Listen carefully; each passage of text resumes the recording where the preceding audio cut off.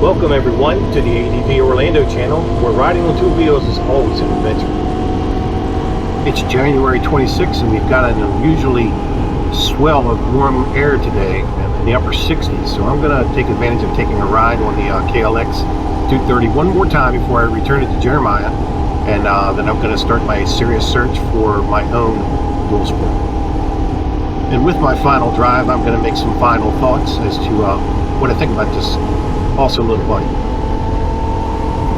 Now I've aired down my tires again because I'll be doing some off-road stuff today and doing a little exploring, but it's still getting a very good ride here on the hard surface.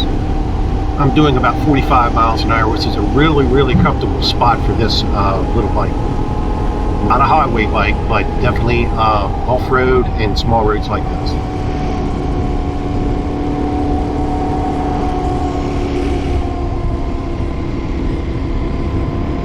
The low seat height gives a very confidence-inspiring ride on this, especially when you get off-road.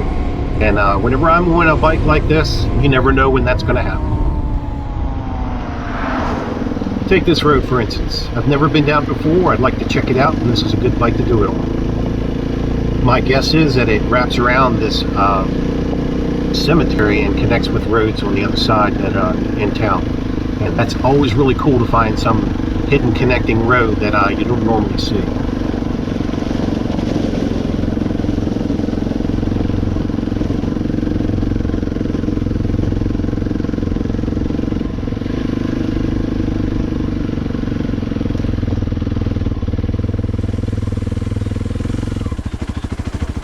And it looks like a dead end.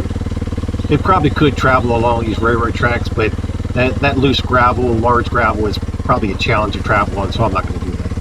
That makes the next thing that's nice about this small bike is there's no problem ever turning around. Now I've just turned off of Rosedale Cemetery Road, and you're going to recognize where I'm at here a little bit because it's on a previous video. But I'm just going to follow these power lines until I get to that hill climb that I did on an earlier video, and just do it one more time.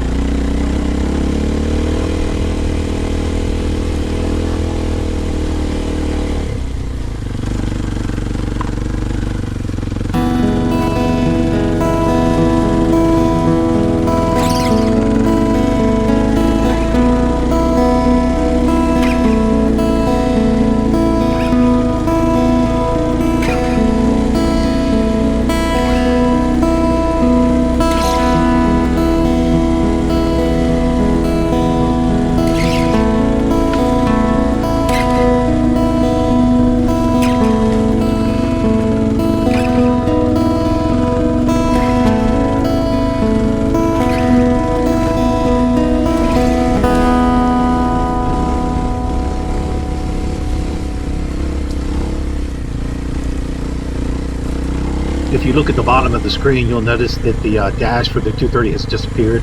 That's because I'm standing up.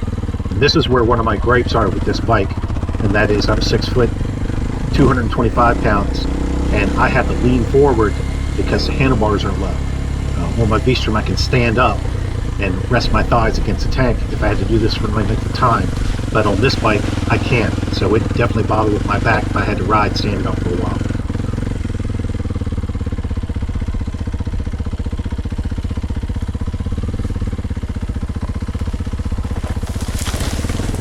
Now I just spotted a very deep trench that's right down and running down through all that.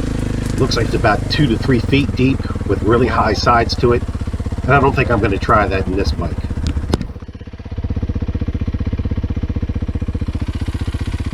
That's not going to happen. Now I'm in a really tight spot here with a lot of tight vegetation around me, but with this bike, all you got to do is get off of it and yank it around and get it turned around, and you're good to go.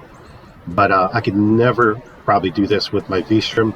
It's just too big and too heavy, and the challenge would be too exhausting. I mean, maybe once or twice you could do this, but if you're doing it any more than that, you're going to be not enjoying your ride, that's for sure.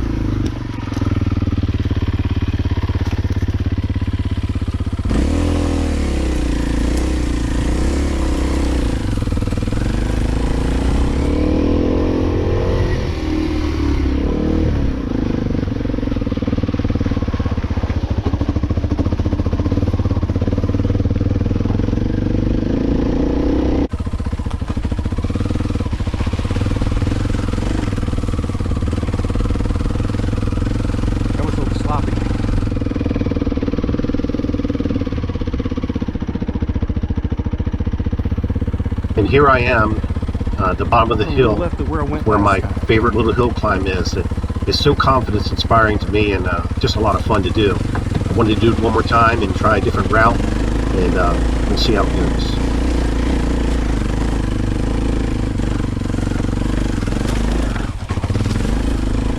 That's pretty cool. All right.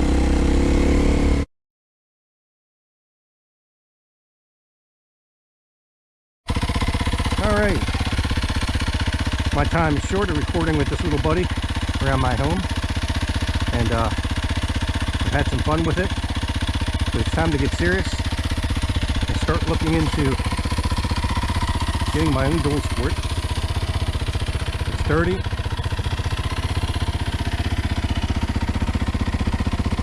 Just like a dual sport ought to be.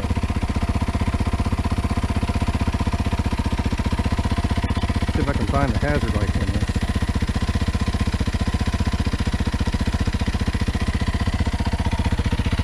Kind of a sad little taillight arrangement I have here, but it does work. I don't know how the factory stuff to put it on, so I just rigged something. I'm hoping Jeremiah can fix that.